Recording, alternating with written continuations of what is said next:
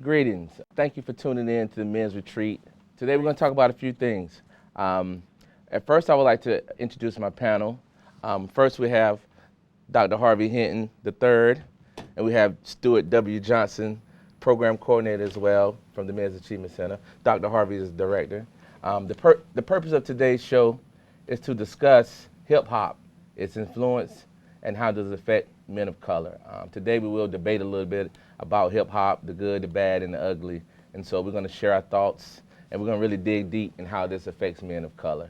So I guess today's question would be for the panel would be, if you look at hip-hop, DJing, MCing, freestyling, hip-hop from the 90s, hip-hop from today, do you think that genre of music has a cultural effect on our young men of color today? And if so, why? We'll start with Dr. Hinton and see what are your thoughts on that.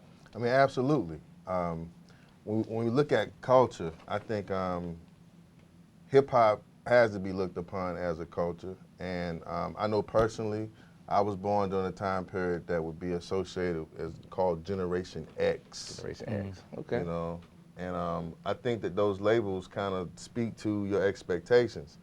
And hip-hop as a culture would be that culture that's birthed out of that same time period that would be a rejection to the norms and a refusal to be put down. And I think it ultimately has an effect on the lives of young men of color because it's an outlet. It's a way to express yourself.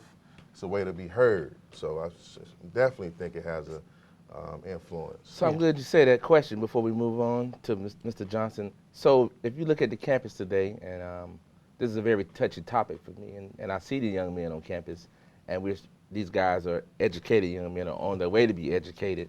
Do you see how hip-hop has changed the culture here on this campus of North Carolina Central University?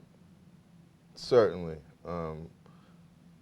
Hip-hop, when I was a young man growing up in the late 80s, 90s, if you looked at a show like Different World, hip-hop was studious. You know, hip-hop was about kicking knowledge, where today hip-hop is about fashion. Mm-hmm.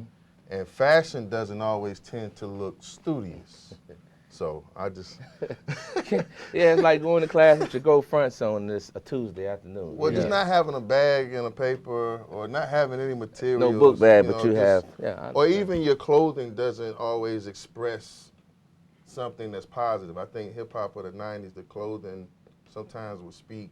You know, we do see that in small sectors today, but as a whole, the overall look is not studious. Right. How about you, Mr. Johnson? What are your thoughts? I will agree that it does have an effect. It does have an effect on the culture today, but I think of it as hip hop has remained true to its form. So you think about I'm also a Generation Xer. So you think about how we rebelled back then, but our rebellion was more so against society and how they wanted to do things and how we weren't being heard. Mm-hmm. Well, now the rebellion is I'm just going to rebel against any type of anything you think is taboo or whatever case. I'm nullifying all of that. And so now it's in my observation, especially around campus, it's like, how can I outdo the next person? How can I make this more egregious than the last person? You know what I'm saying? So we call it peacocking, right? Mm-hmm. So I'm gonna be as flashy as I wanna be. Whether it's the gold fronts, whether it's wearing those... You're gonna see me now. Yeah, exactly. You know, whether it's the patterns that they wear. I never quite got on to the whole super skin tight jeans and sagging at the same time.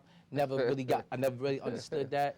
But it's just, what can I do to be seen? What can I do to be heard? Question for you. I heard you say something. You said students rebel. I think Generation X, they rebelled for situations that really had causes, like NWA.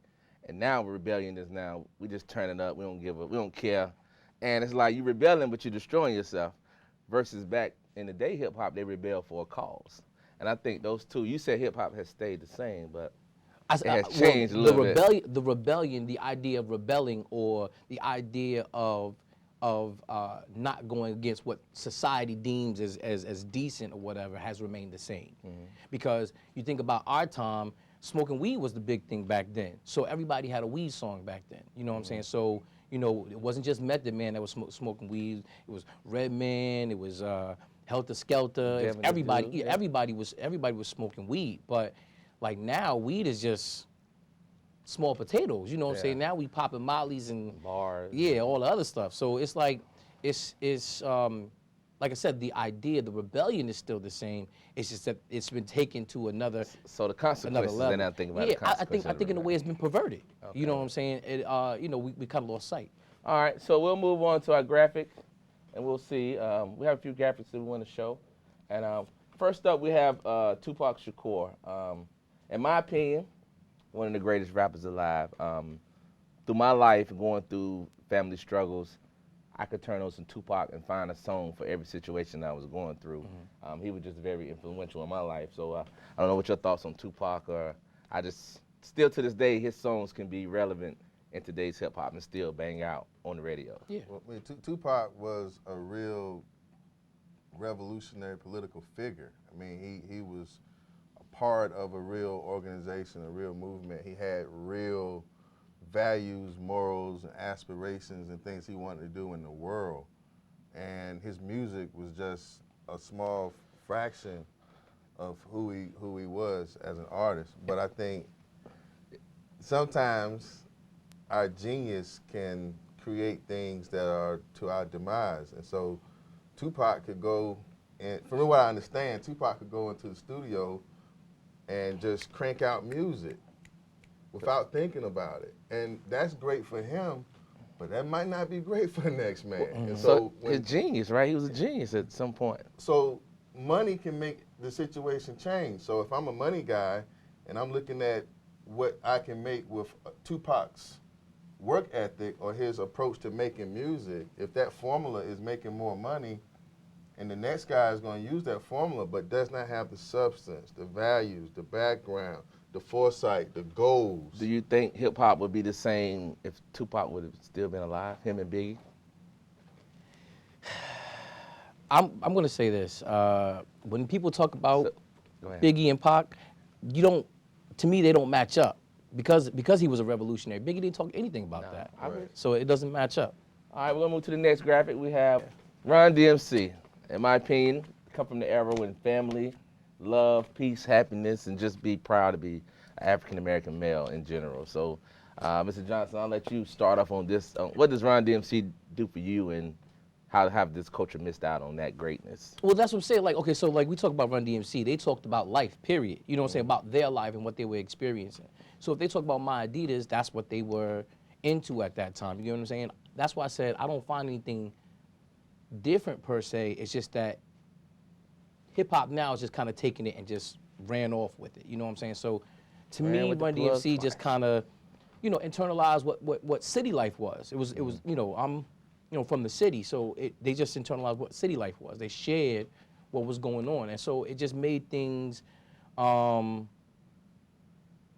made people more aware of what was going on. You know what I'm Cultural saying? Just what was in the city. That's it. It allowed suburban people to know what was going on in the city and what people cared about in the city. That's all it was. Dr. Henry, you have any thoughts on Run DMC? You got a smirk on your face, are you? Run DMC is dope, but I gotta believe that Walk This Way has some. I mean, it was a crossover song. It opened it up to a new market. So you saying Run DMC opened up the floodgates to a commercial? I don't think they meant to do it. Yeah, okay. I can agree with that one to a I don't certain think extent. I don't think they meant to With do the it. rock infusion, it made it kind of easy. You know what I'm saying? It was a little bit of something for I everybody. mean, everybody was sampling. It was Right. a great opportunity. Right. It was a great opportunity. So we'll move on to the next graphic and see NWA. Changed my life. Yeah, You that look was- at that image, those it are said my- the world's most dangerous group. Changed my life. Were they the most dangerous group? I didn't know what the word ruthless was before they came out, and so my vocabulary definitely expanded. It did. I can remember showing you how the influence on men of color, NWA, in the movie South Central. Me and my friends watched that movie, and we went outside and put an ink heart on our eye Right. and hadn't killed nobody. But the movie Right, that and the culture movement was culture powerful. was, I was 13, put a heart on our eye. Like Ray, they got your son out there stealing car radios let's be too. honest, man. This society that we live in promotes guns and glamour. And if the generation before us grew up watching Westerns and they got off on that, well, why we got to be wrong for finding our inspiration through them brothers? I mean, so Right. to see them brothers stand up and talk about the things they were talking about was the first time I saw anybody who really looked Look like like you. me taking that stance. And it was very easy to connect Right. with. And, I mean, those brothers were powerful. Right. You know? Right. Okay. I think to me, they were a younger version, a younger, angrier version of PE. You know what I'm Right. saying? So it was just like, oh, Public Enemy, just in case people didn't get it. But what PE talked about us as a people in general. They talked about the plight of the inner city youth. Right. And that's what I appreciate. And they got the city burnt down. All right, we'll move right along to the next graphic. And as we go on, you see the trend. And so now we go from talking about inspiration to a culture change. And a lot of people say hip hop, the South changed hip hop. If you talk to some guys from New York and LA, they'll say hip hop, the bling bling era, ladies shaking your butt, twerking. They say the South introduced that to the game. And I'm a South born and raised guy, so that's a hard thing to swallow, but we kind of put our salt and pepper onto that. I don't know. The bling was always there though. Like you look at Slick Rick. I mean, big fat dookie chains. He had rings on every finger. Like the bling was always there. It was there, but we didn't have technology to see it on a True. regular. I mean, Cats in New York seen Slick Rick. We didn't really see a lot of bling bling in the South. We True. seen, All right. So we'll move on to the next question. After looking at these images and seeing what we've seen today, how hip hop has changed, do you really think it's a culture thing, or is hip hop playing a vital part in men of color? So let's take a question from the audience and see. How do you see the future of hip hop? Me personally, excuse me, I see hip hop. I see it going down a slippery slope. I think we pushed the envelope a whole lot. I mean, we turning our kids into we selling dreams and illusions, and saying they have all this money, partying, and your life every day is not a party. Everybody's not driving $300,000 cars. You're in college. You can't put on that persona, and everybody sees people fronting and they say it's cool. It allows you to front. That's just my opinion. Anybody else want to answer a question? I see it's coming full circle. I think we're gonna get so far out there that people gonna get tired of it, and it's gonna have to revert back to kind of the original way of being. I mean, you see it right that turn right now with a lot of underground rappers and two mainstream rappers in particular, Kendrick and J. Cole. So I think it's gonna turn. It's gonna turn back because you can only take it so far. I'm a fan of hip hop, right?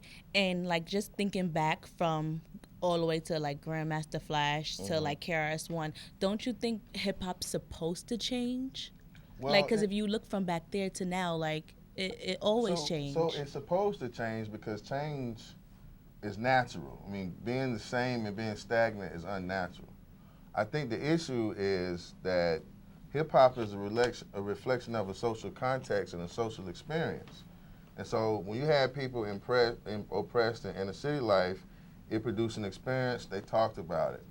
I don't know what these young boys are going to talk about. I don't know how the social environment is going to move. As the social environment moves, the music should change to reflect it, But as we get farther away from basic ideas about self and culture and community, music is going to be more about commercial money things, because that's what the... Right. So you basically think it's more of a business than actually... certainly. Absolutely. Okay, that's Absolutely. Certainly. I mean, there was a point in time where, we could call hip hop ours. As African Americans, Black, whichever one you want to identify as, we could call hip hop ours. Now it's just a culture. It's just out there. Let's just be honest. We're all in this to make money. Yeah. And it's very difficult to make money in the public for the purposes of only servicing one community. Exactly. They serving them. Yeah. And it's everywhere. We in everybody's home. When and why did the thug image become a motif in hip hop? And what do you think that's doing to our young black males?